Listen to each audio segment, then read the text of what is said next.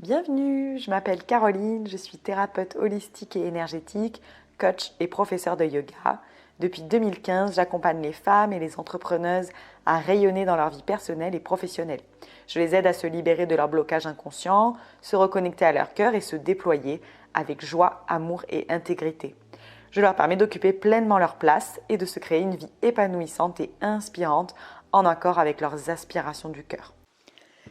Hello, aujourd'hui je vous parle de ma routine matinale, de tout ce que je mets en place pour me sentir plus alignée, plus en forme au niveau mental, physique, énergétique, tout au long de la journée. Donc j'ai mon petit rituel chaque matin où je fais plusieurs actions et j'essaie de ne pas y déroger. Je dois avouer qu'il y a quelques matins où parfois je ne le fais pas, mais c'est assez rare, je dirais une fois dans la semaine où je le rate. Et du coup, tous les jours de la semaine, le reste du temps, je fais tout ça avant de faire autre chose. Et du coup, ça me permet de commencer ma journée, je vais dire, plus centrée, d'être plus au clair dans ma tête sur ensuite ce que je vais faire dans mon travail, et puis aussi de me sentir mieux émotionnellement. Donc voilà, j'espère que ça va vous inspirer, et puis que vous puissiez l'appliquer vous aussi dans votre quotidien. Donc pour commencer, quand je me lève, je me prépare une tasse de thé, c'est la toute première chose que je fais. Je fais en sorte du coup d'avoir cette tasse ensuite pour tout le reste des pratiques que je vais faire pour pouvoir du coup m'hydrater et savourer mon petit thé pendant le reste de mon temps consacré à mon bien-être. Ensuite, une fois que j'ai fait mon petit thé, je m'assois donc sur un tapis. À la maison, on a un grand tapis où il n'y a rien dessus, qui est exprès l'espace de méditation et l'espace de recentrage, d'alignement. Juste à côté, il y a le tapis de yoga qui est posé, roulé. Il y a un petit tabouret avec un bol tibétain. Il y a les jeux de cartes oracle, tout ça. Donc tous les outils dont on aurait éventuellement besoin pour faire nos pratiques. Mais sinon, du coup, il n'y a rien sur le tapis. Donc je vais sur ce tapis, je m'assois en tailleur et je commence par une pratique d'alignement énergétique. Donc assise en tailleur, je commence par visualiser des racines qui partent de mon bassin et qui descendent dans le sol, qui s'enfoncent vers le centre de la terre pour travailler mon enracinement. Je fais ça peut-être 1 ou 2 minutes. Ensuite, je fais la même chose avec la connexion à ce qui est au-dessus de moi. Donc j'imagine un grand faisceau de lumière qui part du centre de ma tête et qui monte vers le ciel pour me connecter à l'univers, au divin, à la vie, peu importe, vous l'appelez comme vous voulez. Donc j'imagine ce beau faisceau de lumière. Pareil que pour les racines, j'imagine que c'est de plus en plus lumineux et que c'est fort et solide, à la fois ce canal de lumière et à la fois mes racines. Une fois que j'ai visualisé les deux, je me ramène ma conscience au centre au niveau du cœur, donc pour équilibrer les deux. Et là, au niveau du cœur, donc au niveau du chakra du cœur, au centre de la poitrine, j'imagine une boule de lumière verte qui est la couleur du chakra du cœur, qui tournoie sur elle-même, qui donc libère toute cette zone et fait qu'elle s'ouvre un peu comme une fleur. Ensuite, du coup, de ce chakra du cœur, j'imagine qu'il y a une énergie d'amour, une énergie remplie de vie, une énergie fraîche et vivifiante qui part de ce chakra du cœur et qui sort vers l'extérieur autour de moi et qui m'entoure, me fait une grande bulle, vient remplir toute cette bulle pour m'apporter de l'amour, de l'énergie, de la vie. Et puis, je me mets à l'écoute de, éventuellement, ce que cette énergie a à me dire, cette énergie du cœur, en fait, du coup, ce que mon cœur ou mon âme à me dire, est-ce qu'il a un message à me transmettre. Donc voilà. Ensuite, ça c'est le temps du coup pour se centrer. Ensuite, je fais une courte méditation, donc je reste assise en tailleur et je respire simplement en étant à l'écoute de ce qui se passe à l'intérieur de moi. Pour rappel, la méditation, c'est pas faire le vide dans sa tête, ça c'est impossible, hein. On a des pensées, c'est ok, c'est juste de regarder ses pensées, les laisser passer dans son esprit sans s'y attarder. Donc je fais ce petit temps de méditation.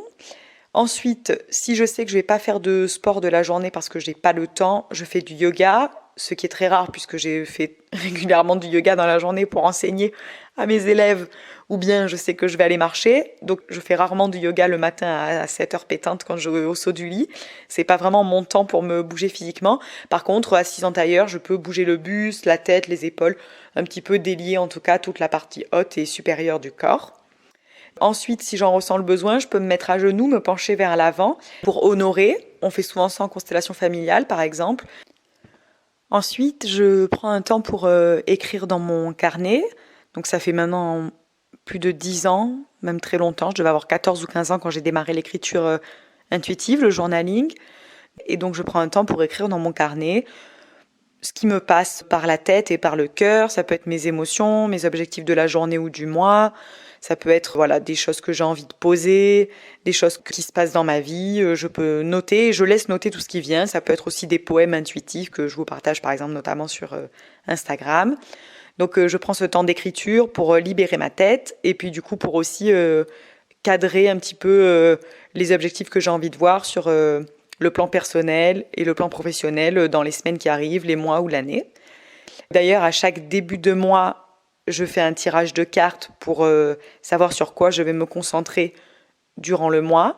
Et puis au fil du mois, ensuite le matin, je peux aussi du coup après l'écriture faire un tirage de cartes pour éclairer une question que je me pose, une problématique que je rencontre.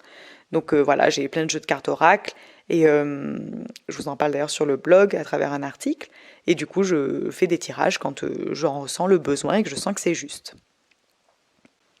Ensuite, selon les matins, je mets mon casque que je branche à mon téléphone sur lequel j'ai des musiques de méditation ou de danse intuitive, des musiques qui me portent en tout cas et qui déclenchent des émotions en moi. Je peux en écouter une ou deux par exemple pour agrandir, amplifier les émotions positives que je peux ressentir ou alors sur lesquelles je visualise mes objectifs ou mes rêves, ma grande vision et donc au moins je la laisse s'amplifier à l'intérieur de moi et ça permet à toutes mes cellules du corps d'être informées de ce que je désire au plus profond de mon cœur. Et puis après, j'enfile mes chaussures et puis je sors mon chien. Donc très souvent avec mon chéri.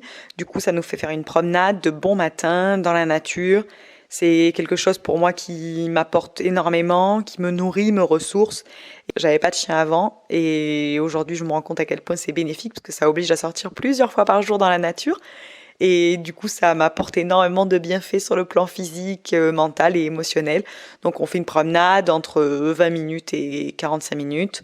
Et ensuite, je reviens à la maison et à ce moment-là, je peux me mettre au travail sur mon ordinateur ou sur mon carnet et faire toutes les tâches que j'ai à faire dans la journée. Au total, ça demande pas énormément de temps. Je vais dire que ça représente à peu près une demi-heure. C'est donc quelque chose qui est tout à fait possible et facile à mettre en place. J'entends déjà certaines personnes qui vont me dire que je bosse à mon compte et que je peux régler l'heure du réveil comme je le souhaite, que quand on travaille en salariat, c'est plus compliqué. Je vais d'ores et déjà répondre que je fais depuis très longtemps mon rituel matinal. Aujourd'hui, il s'est réduit à une demi-heure, mais avant, il faisait 1 heure et demie, et c'était à une époque où je faisais 1 heure et demie de route pour aller au travail. Du coup, je me levais à 5 heures du matin.